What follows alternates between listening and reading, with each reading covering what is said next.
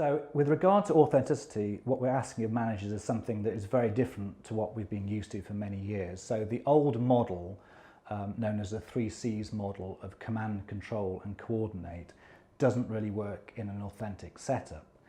What we're looking for managers to do is to be freedoms fighters, if you like, to role model what authenticity looks like in the organisation. So that's the first thing we want them to do. I think the second thing we want them to do is to create the space within organisations for people to find that authenticity.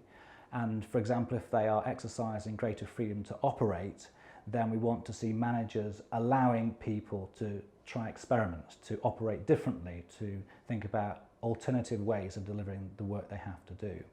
I think a third area is managers being very serious about almost seeing themselves individually as heads of learning and development.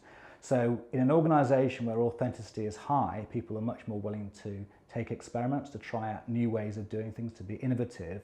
And with all of that, we need learning about what's working there and what isn't. And so we'd like to see that to a much greater extent in the role of managers.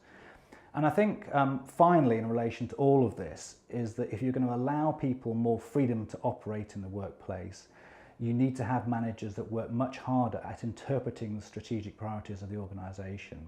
So we don't want people designing their jobs for themselves without a full appreciation of where the organisation's headed.